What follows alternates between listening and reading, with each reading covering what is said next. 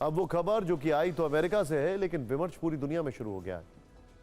डराने वाली इस खबर का कनेक्शन वॉशिंगटन डीसी से 11,000 किलोमीटर दूर बीजिंग से जुड़ा हुआ है, ऐसा अमेरिका का दावा है। आपको याद होगा कि आज से 6 साल पहले कोरोना वायरस का सोर्स चीन में निकला था, जो आज भी लोगों को बीमार कर रहा है, उनकी जान ले रहा है। उसी तर्ज पर 6 साल बाद एक फंगस वाली साजिश, जिसे वक्त रहते अमेरिकी खुफिया एजेंसियों और खासकर एफआईए ने पकड़ लिया। अगर यह नहीं पकड़ा जाता तो आप सोच नहीं सकते हैं कि कितनी तबाही मच सकती थी। इस फंगस का सोर्स भी चीन को बताया जा रहा है।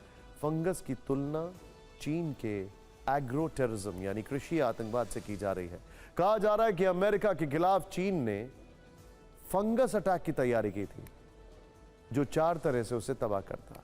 अमेरिका में फसलें बर्बाद हो जाती, इससे भूखमरी का खतरा बढ़ जाता, बीमारियों की चपेट में इंसान आ जाते और यहां तक कि जानवरों की जान पर भी संकट आ जाता। अमेरिका में चीनी नागरिक की गिरफ्तारी के बाद इस खौफनाक षड्यंत्र से जुड़ी पूरी जानकारी सामने आई है। एफबीआई के मुताबिक इस साजिश के 3 किरदार हैं। एक तो खुद चीन है, इसके अलावा युन किंग जियान और उसका बॉयफ्रेंड जुन योंग लियू का नाम सामने आया है। इन्हीं दोनों को चीन ने फंगस प्लान को कामयाब बनाने का जिम्मा सौंपा था। यहां इन दोनों आरोपियों की प्रोफाइल आपको समझनी होगी, तब आप बीजिंग के षड्यंत्र की पूरी पिक्चर समझ पाएंगे। जियान और उसका बॉयफ्रेंड लियू दोनों चीन के नागरिक हैं। आरोपी नंबर 1 जियान अमेरिका की मिशिगन यूनिवर्सिटी में रिसर्चर है, वहीं आरोपी नंबर 2 जुनयोंग लियू चीन के विश्वविद्यालय में शोध करता है। जियान अमेरिका में ही लैब के अंदर फंगस पर शोध के प्लान पर अमल करती है। सोचिए जरा, जिस फंगस पर शोध का प्लान था उसे चीन से अमेरिका तक तस्करी के जरिए लियू लेकर आया था। चीन में वो इसी फंगस पर रिसर्च कर रहा था। शोध के बहाने आरोपी नंबर 1 जियान का प्लान फंगस को खतरनाक बनाकर प्लांट करना था, लेकिन एफबीआई ने उनकी साजिश का भंडाफोड़ कर दिया। दोनों के खिलाफ केस दर्ज हो चुका है। जांच के बाद अमेरिका में जियान को गिरफ्तार किया जा चुका है, जबकि उसका बॉयफ्रेंड लियू चीन में है, इसीलिए उसे अभी नहीं पकड़ा जा सका है। एफबीआई की चार्जशीट के मुताबिक इस साजिश में चीन की जो सरकार है उसका भी कनेक्शन है। यहाँ एक चीज समझना जरूरी है, अमेरिका की चीन के साथ प्रत्यर्पण संधि नहीं है, यानी लियू को गिरफ्तार करना अमेरिका के लिए मुश्किल है, असंभव ही समझिए।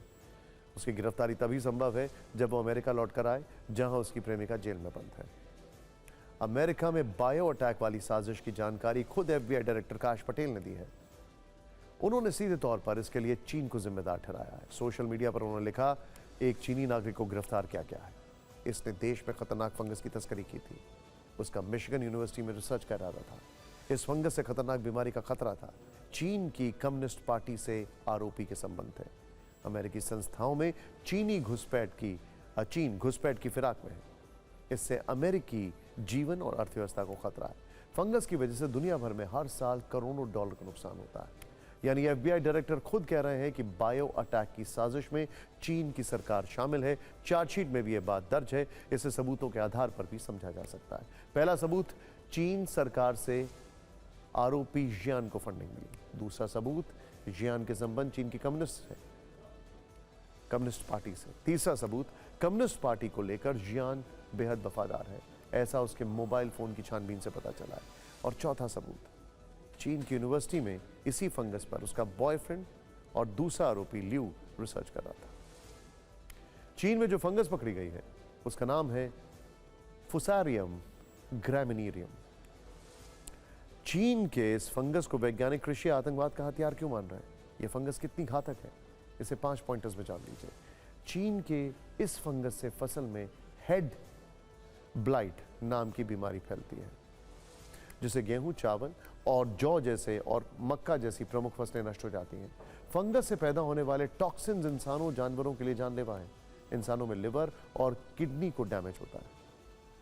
बच्चों में जन्म से जुड़ी बीमारियां और समस्याएं पैदा हो सकती हैं। इस खतरे पर हमने एक्सपर्ट से भी बात की, उनका क्या कहना है, आइए देखते हैं। चाइना किसी भी देश से सीधे लड़ना नहीं चाहता है। वो जिससे बाउंड्री मिली हुई है, सिंपल उन लोगों को डरा धमका कर रखना चाहता है। लेकिन जो उसकी बाउंड्री से अलग के देश हैं, उनमें वो तरह तरह के आतंकवाद फैला रहा है।